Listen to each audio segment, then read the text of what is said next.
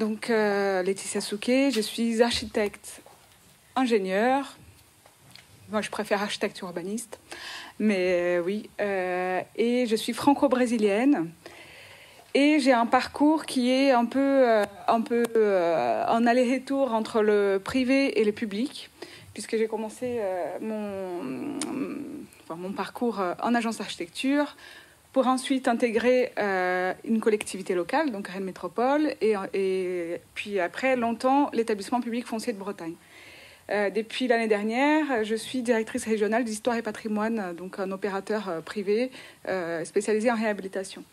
Je vous dis ça parce qu'aujourd'hui, ce que je vous présente, ça n'a pas la légitimité d'un travail de recherche, mais ce sont des observations d'opérateurs, que ce soit public ou privé, avec du coup ce regard sur la complémentarité de l'action publique et de l'action privée, sur la question très, très complexe et parfois un peu sensible de la réhabilitation du patrimoine bâti. Voilà. Je ne sais pas où est du coup mon support. Et du coup,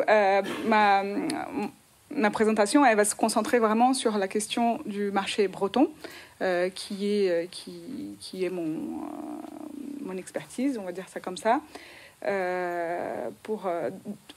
Peut-être qu'il y en a dans la salle qui connaissent ce marché-là, qui connaissent les actualités du marché rennais, de l'action publique pour la densification et la réhabilitation en Bretagne, avec notamment, on a parlé ce matin de SRADET, donc qu'on appelle en Bretagne la Briscope, avec des objectifs très, très, très poussés de zéro artificialisation nette.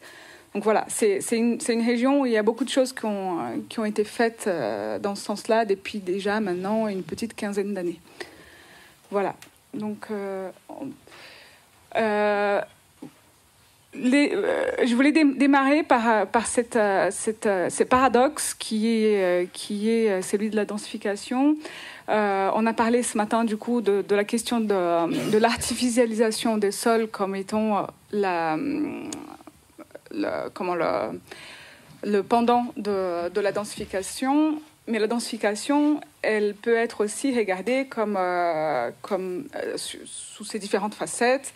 Il y a à la fois la question de la démolition-reconstruction et la question de la réhabilitation, d'utiliser le déjà là. Aujourd'hui, je parle toujours de la Bretagne, mais je pense que c'est vrai pour ailleurs, on se retrouve souvent face à une équation très complexe qui est celle de la faisabilité d'un projet de démolition-reconstruction, à la fois économique, mais en allant vers l'acceptabilité du public. Parce qu'on a parlé de contentieux ce matin, il y a aussi le contentieux qui est celui du « not in my backyard », qui est celui du voisin qui ne veut tout simplement pas qu'un immeuble se fasse derrière son portail. On peut avancer. Ça c'est un extrait du PLU de Rennes. Pour ceux qui connaissent le PLU de Rennes, en deux mots, il est basé sur un principe assez simple, qui est celui de la densification des grands axes qui pénètrent la ville. Donc, on a des cœurs d'îlots qui sont souvent pavillonnaires et des axes qui vont vers le centre-ville, donc c'est les anciennes voies de faubourg, qui, eux, sont appelés à se densifier. C'est ce qu'on appelle le zonage UB. qu'on voit là. Historiquement, donc depuis les PLU des années 2005 de Rennes, c'est là où la démolition-reconstruction se passe.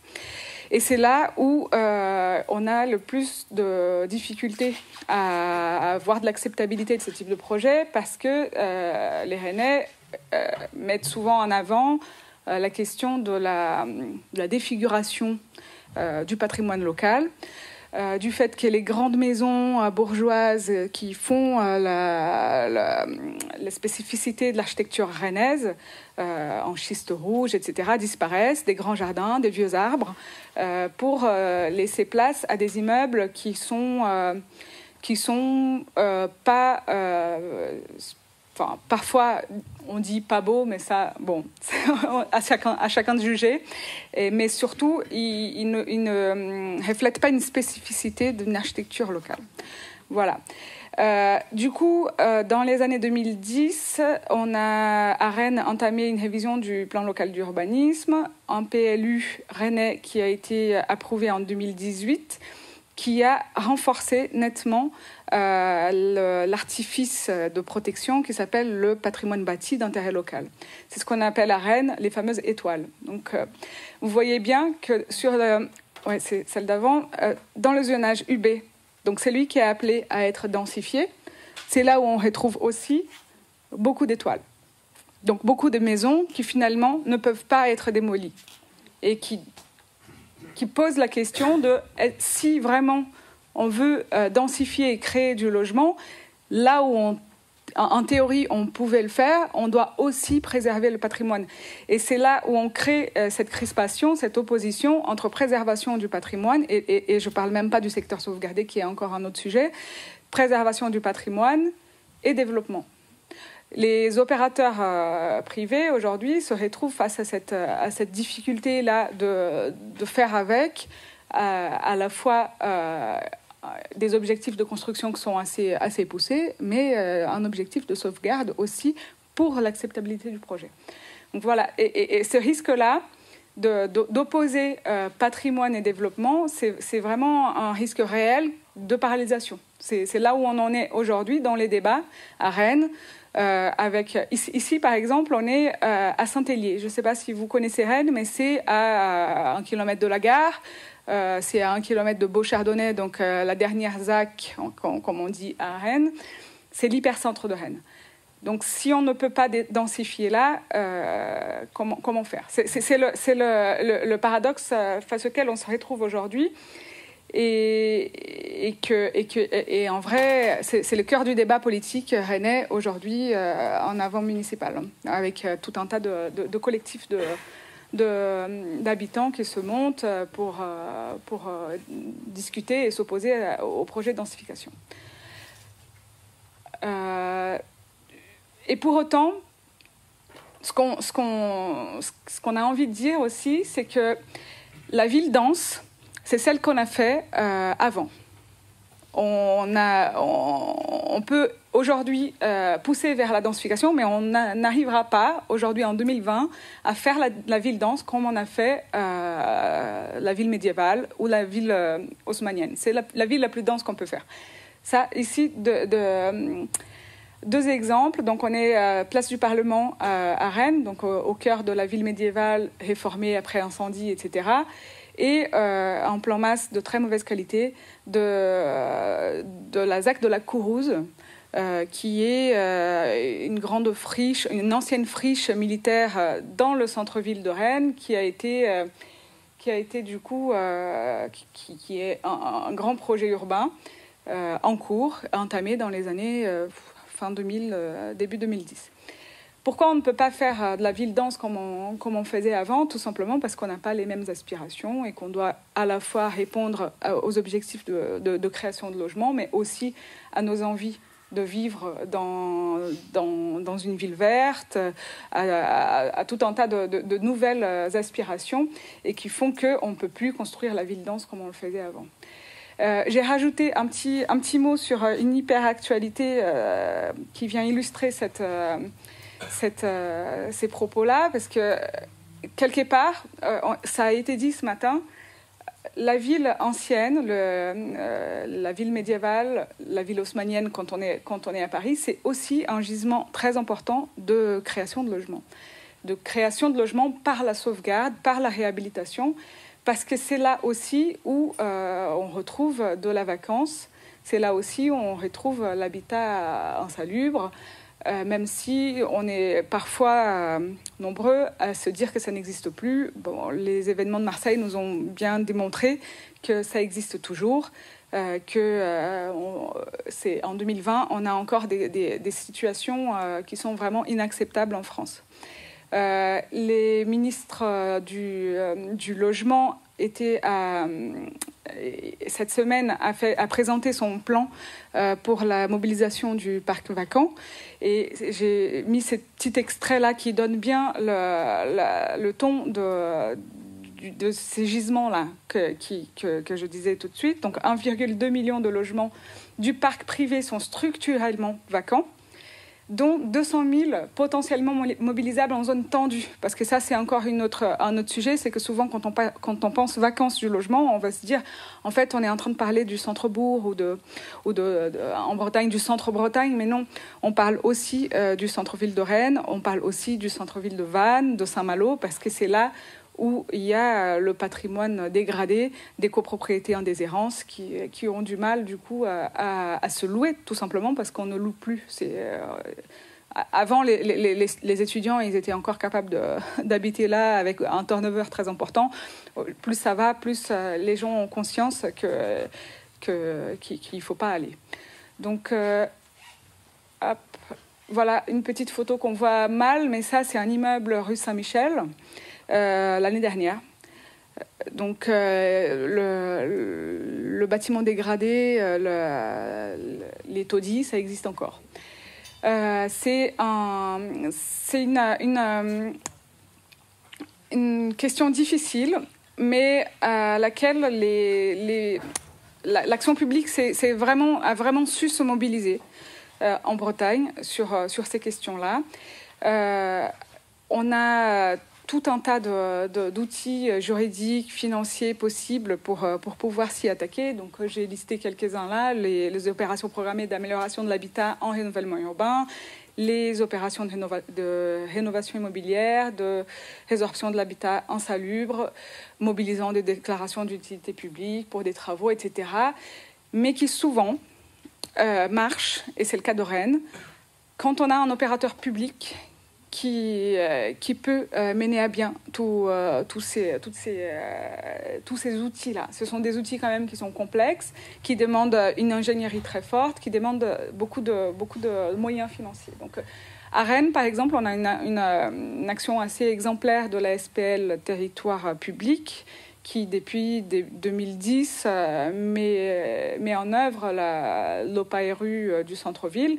Mais il se pose la question, je pense qu'on peut avancer, il se pose la question de comment ça se passe ailleurs, quand le marché est moins tendu, quand les moyens publics sont moins importants.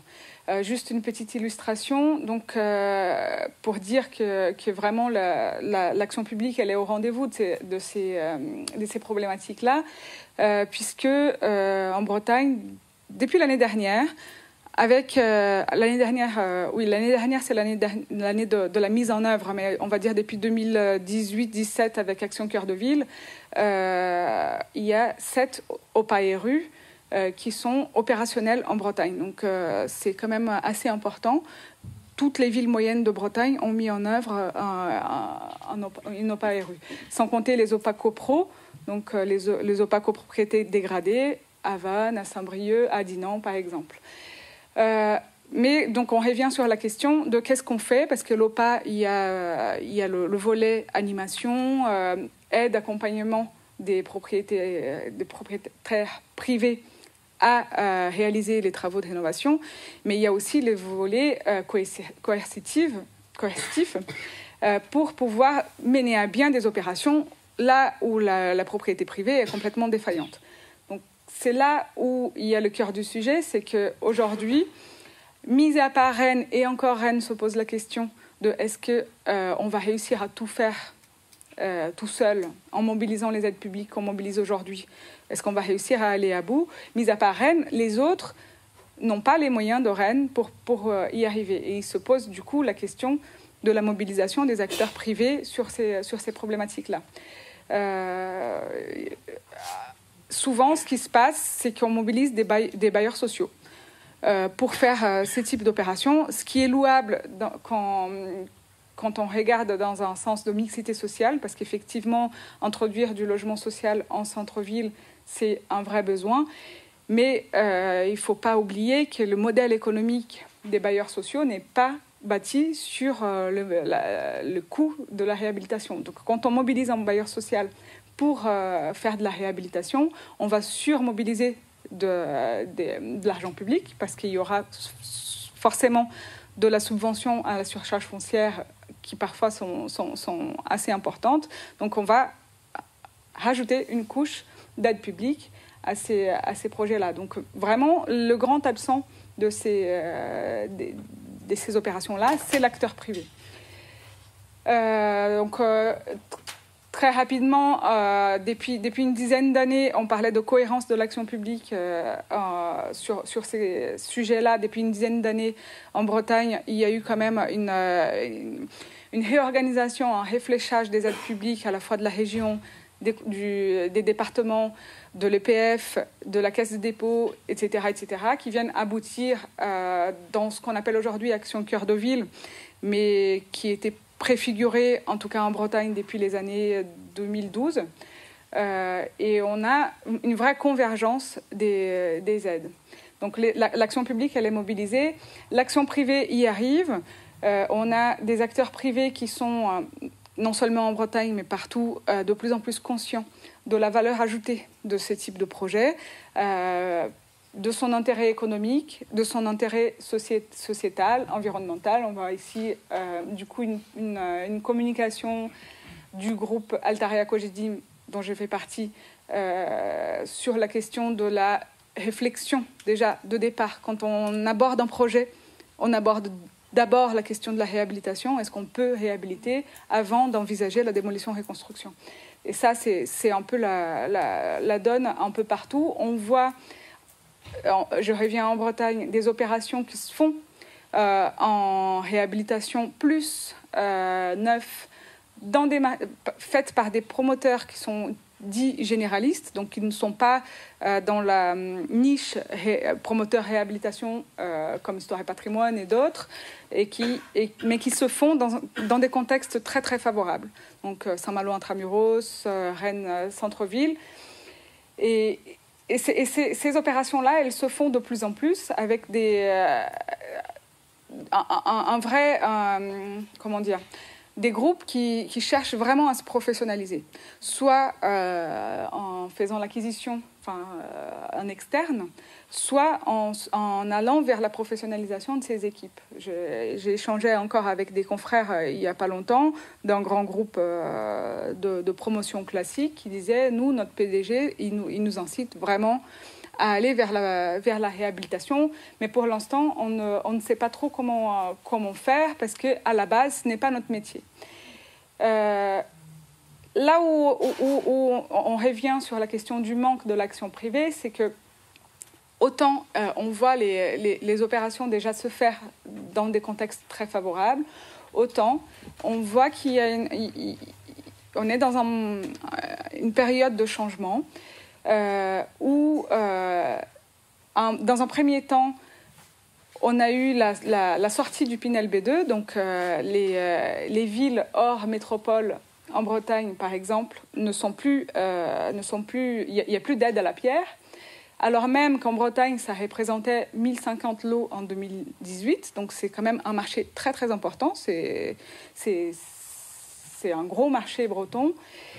Et du coup, dans une rencontre récente entre la ministre de la Cohésion de Territoire, le ministre du Logement, le président de la région Bretagne et puis des élus locaux en Bretagne à Pontivy, c'était il y a à peu près 3 semaines, on entendait des voix qui s'élevaient pour dire nous on veut bien qu'il n'y ait plus de Pinel dans les B2, il y a des choses qui se sont faites, on se demande est-ce que c'était vraiment cohérent et intéressant de le faire.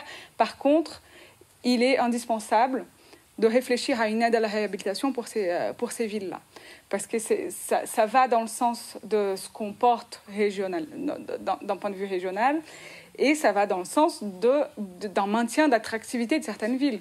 Quand je parle de ville B2, je parle de Vannes, je parle d'Auray, je parle de Brest. Donc, ce n'est pas des petites villes, c'est des villes qui ont une dynamique réelle.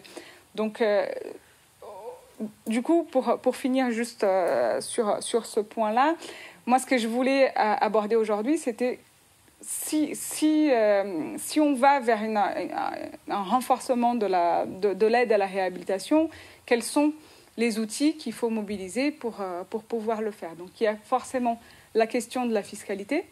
Donc si on peut avancer, hop.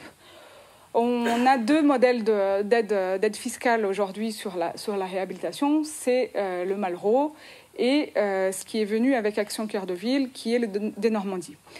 Ce sont 2 modèles qui sont vraiment opposés en termes de philosophie. Donc le Malraux étant pensé comme une aide à la rénovation patrimoniale, c'est vraiment une vision de l'entretien du patrimoine. Les Denormandie, lui, étant construit sur la base du Pinel, qui est un outil de production de logements et d'aide à la lutte contre la montée du prix du foncier. Donc, je ne vais pas vous détailler le prix, mais tout ça pour vous dire qu'on a un vrai sujet sur la question du coût des travaux quand on réhabilite.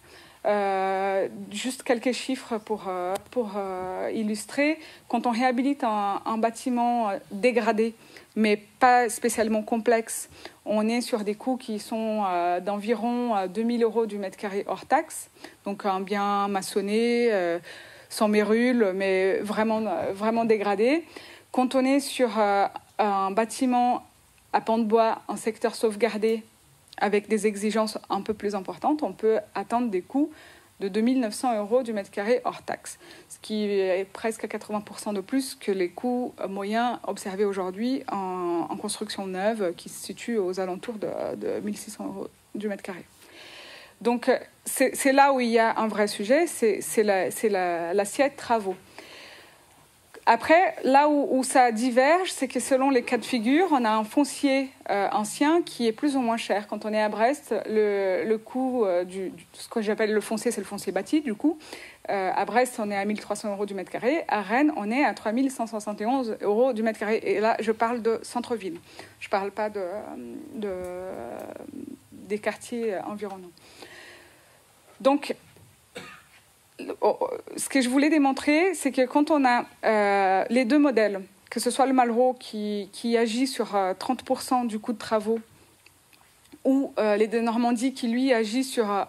j'ai coupé la poire en 2. J'ai pris l'exemple des Denormandie sur 9 ans, qui vient défiscaliser 18% de l'assiette totale foncier plus travaux. On arrive à faire revenir les prix fonciers plus travaux, je ne parle pas de la rémunération de l'opérateur, etc., à des prix qui sont compétitifs vis-à-vis du prix du neuf. Donc, compétitifs, mais on n'a pas encore parlé de la rémunération de l'opérateur. Donc, mais ce sont quand même des modèles qui existent et qui peuvent être améliorés, si on peut avancer.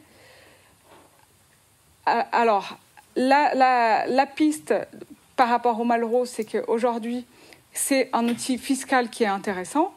Maintenant, un Malraux à 30%, il est un outil de patrimoine. Donc, il est ciblé sur les secteurs sauvegardés avec PSMV. Donc, aujourd'hui, quand on est en dehors des PSMV, donc on a des secteurs sauvegardés qui n'ont pas de plan de sauvegarde et mise en valeur du patrimoine, on n'a pas la possibilité de mobiliser cet outil-là.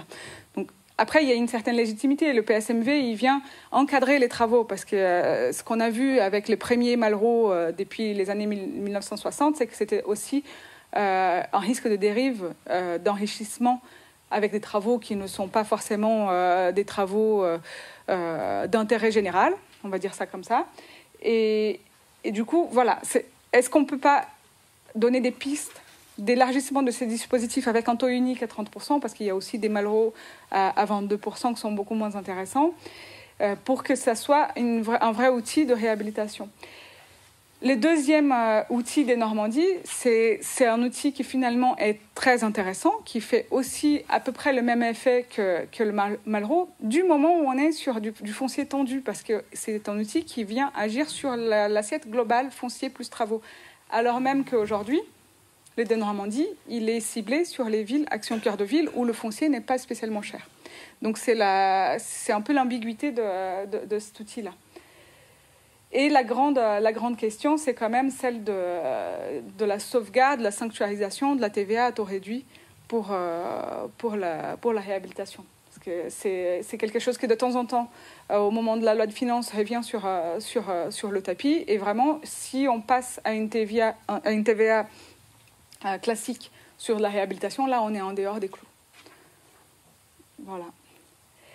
Les deuxième et troisième outils sur lesquels on peut agir, ce sont les outils juridiques. Moi, j'ai tendance à penser qu'on a quand même déjà un arsenal assez important en outils juridiques, avec tous les outils opérationnels qui sont à disposition.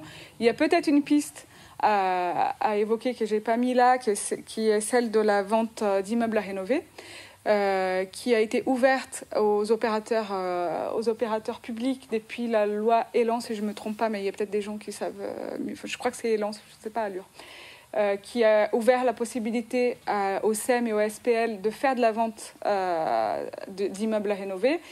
Ça va justement dans le sens de la professionnalisation de la rénovation. On est sur un outil comparable à la VFA, donc adapté à un opérateur digne de ce nom et pas pour être un peu cash, au bricolage juridique, pour faire de la maîtrise d'ouvrage déléguée, pour faire du montage, pour essayer de rentrer dans les cadres des défiscalisations possibles avec le déficit foncier, etc. La vente d'immeubles à rénover est vraiment un outil intéressant. Et pour finir, si je peux juste revenir sur celle d'avant, la question des outils opérationnels. Donc, moi, je plaide vraiment pour une meilleure articulation entre l'action publique et l'action privée, pour que l'investissement public il reste avec son objectif d'exemplarité, c'est-à-dire le public intervient pour démontrer et pour montrer comment faire, et pas de façon exclusive et en remédiant l'absence du privé. Donc il faut que le public et le privé arrivent à se concerter pour qu'on puisse chacun prendre du risque à sa hauteur, pour qu'on soit dans une logique plus équilibrée, en cherchant, pourquoi pas, et ça c'est un peu le dada breton, la question de la péréquation opérationnelle à l'échelle régionale, c'est-à-dire on a des marchés à différentes vitesses. On a parlé de marché ce matin, de marché de droit artificialisé. Moi, ça me fait penser à la question de la différenciation bretonne, avec des expérimentations qui sont en cours sur le partage du Pinel. Je ne sais pas si vous aviez entendu parler de ça ici, mais Rennes, par exemple, a partagé son Pinel, donc à enveloppe constante. Elle a donné des iris Pinel à d'autres villes comme Cancale, comme Vannes, comme Vitré, pour pouvoir, justement, là où on sait qu'il n'y aura pas de la densification à Rennes, donner des droits à construire à d'autres villes. Donc, est-ce qu'on ne peut pas aussi imaginer ça, des droits à rénover contre du droit à construire à l'échelle régionale? Voilà. Donc, je finissais juste avec une belle photo de rénovation. Ça, c'est à Saint-Denis. Et quand on fait une belle rénovation, on est particulièrement fiers.